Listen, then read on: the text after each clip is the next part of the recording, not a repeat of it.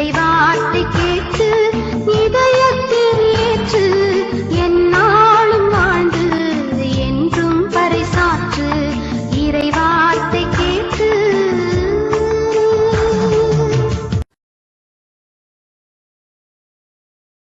இயேசு கிறிஸ்துவுக்கு பிரியமானவர்களே, ஆண்டவராகிய இயேசு கிறிஸ்துவின் திருப்பெயரிலே உங்கள் அனைவருக்கும் நல்வாழ்த்துக்கள். வாய்ஸ் ஆஃப் காட், கடவுளுடைய குரல் ஒலி. ஆண்டவர் நம்மோடு ஒவ்வொரு நாளும் பேச விரும்புகிறார். அவர் நம்மோடு உறவாடுகிறவர். ஒரு தாயைப் போல, நண்பனைப் போல ஆண்டவர் நம்மோடு கூட உறவாடி நம் வாழ்க்கையை செம்மையாக நடத்த நமக்கு உதவி செய்கிறவர். இதோ இந்த நாளிலும் கூட சோர்ந்து போகாதே என்று ஆண்டவர் இன்று ஒவ்வொரு நாளும் நமக்கு கூறுகிறார். சோர்வுற்ற நேரத்திலே நமக்கு ஆறுதல் கூறி ஆண்டவர் நமக்கு வலிமை அளிக்கிறவராய் இருக்கிறார். இதோ இந்த நாளிலே ஆண்டவர் நமக்கு கொடுக்கிற இறை வார்த்தை எசையா நூல் 40வது அதிகாரம் 29வது வசனத்தை தூய ஆவியானவர் காட்டுகிறார். அவர் சோர்வுற்றோருக்கு வலிமை அளிக்கின்றார், வலிமை இழந்தவரிடம் ஊக்கம் பெருக செய்கின்றார்.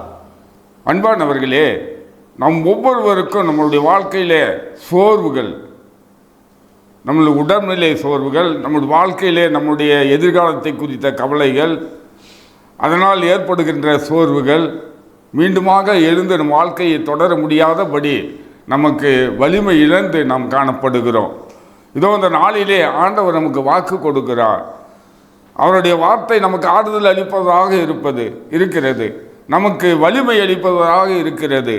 இதோ அவர் சோர்வு விட்டவர்களுக்கு வலிமை அளிக்கிறார், வலிமை இழந்தவரிடம் ஊக்கம் பெருக செய்கிறார்.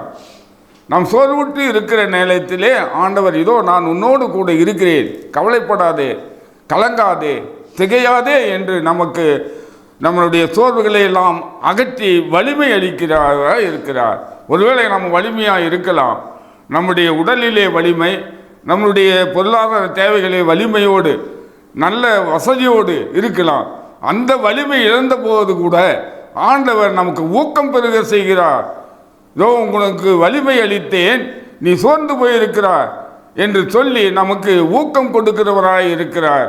நாம் பழைய ஏற்பாட்டிலே நாம் பார்க்கிறோம், எலியா சோர்வுற்று விழுந்து கிடக்கிற பொழுது ஆண்டவர் காகத்தின் வழியாக உணவு கொடுத்து அவரை தட்டி எழுப்பி சோர்வடையாதே, வலிமை பெறு என்று சொல்லி ஆண்டவர் எலியாவுக்கு ஊக்கம் பெருக செய்கிறார், வலிமை அளிக்கிறார், எழுந்து நடக்க அவருக்கு வலிமை அளிக்கிறார். அன்பானவர்களே, நம்முடைய வாழ்க்கையிலே, நம்முடைய சூழ்நிலைகளிலே, நம்முடைய குடும்பத்திலே நாம் சோர்வுற்று காணப்படுகிறது. ஒருவேளை பலவிதமான தேவைகள் இருக்கலாம், அந்த தேவைகள் கிடைக்கவில்லையே என்று நாம் சோர்வுற்று இருக்கிற பொழுது ஆண்டவர் இதோ நான் உன்னோடு கூட இருக்கிறேன் என்று சொல்லி ஆண்டவர் நம்மை ஊக்கப்படுத்துகிறவராய், வலிமை அளிக்கிறவராய் இருக்கிறார். மேலுமாக 40வது அதிகாரம் 30வது அடுத்த வசனத்தை நாம் பார்க்கிற பொழுது, இளைஞர்கள் சோர்வுற்று களைப்படைவார்கள், ஆனால் வாலிபர்கள் நிலை தடுமாறி வீழ்வார்கள். நான் வலிமை அளிப்பேன், அவர்களுக்கு வலிமை அளிப்பேன், ஊக்கம் அளிப்பேன். இளைஞர்களை பார்க்கிற பொழுது ஒருவேளை வேலை கிடைக்காமல் இருக்கலாம், ஒருவேளை வேலை கிடைத்தும் சரியான வருமானம் கிடைக்காமல் இருக்கலாம்.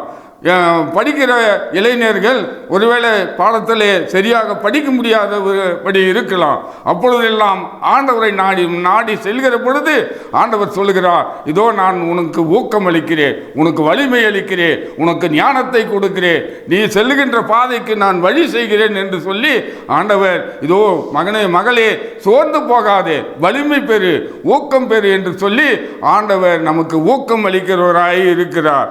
அதே 31வது வசனத்தை நாம் பார்க்கிற போது, ஆண்டவர் மேல் நம்பிக்கை வைத்திருப்பவர்களோ புதிய ஆற்றல் பெறுவார்கள்.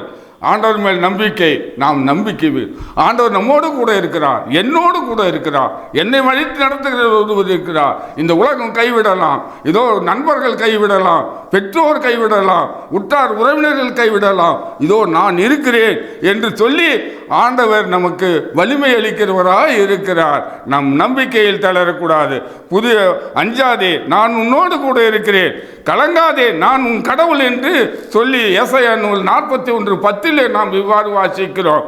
அஞ்சாதே, நான் உன்னுடன் இருக்கிறேன், கலங்காதே, நான் உனக்கு கடவுள், நான் உனக்கு வலிமை அளிப்பேன், உதவி செய்வேன் என்று ஆண்டவர் சொல்லுகிறார். நமக்கு வலிமை அளிப்பதோடு மட்டுமல்ல, நமக்கு இந்த வாழ்க்கையிலே, நம்முடைய வாழ்க்கையிலே, குடும்பத்திலே என்ன உதவி செய்யோ அதை செய்கிறவராய் இருக்கிறார். நாம் சோர்ந்து போகக்கூடாது. இதோ இந்த நாளிலே ஆண்டவருடைய வார்த்தை, அஞ்சாதே, நான் உன்னோடு கூட இருக்கிறேன், கலங்காதே, திகையாதே, நான் உன் கடவுள், உனக்கு வலிமை அளிப்பேன், உதவி செய்வேன் என்று சொல்லுகிறார். நமக்கு உதவி செய்கிற ஆண்டவர் ஒருவர் இருக்கிறார். அவர் வாக்கு கொடுத்திருக்கிறார். என்ன வாக்கு? அஞ்சாதே, கலங்காதே, சோர்ந்து போகாதே, மனமே சோர்ந்து போகாதே என்று இதோ இந்த நாளிலே நமக்கு ஆண்டவர் வாக்கு தத்தத்தை கொடுக்கிறார். அதை பின்பற்றி ஆண்டவரை நம்புவோம். அவர் நம்மோடு கூட இருக்கிறார் என்று சொல்லி அஞ்சாமல் கலங்காமல் அவரோடு கூட நாம் பயணிப்போம், நாம் ஜெபிப்போம். அன்பான ஆண்டவரே, உம்மை நன்றியோடு உம்மை துதிக்கிறோம். ஆண்டவரே, பலவிதமான சூழ்நிலைகளிலே நாங்கள் சோர்வுற்று களைப்படைகிறோம்.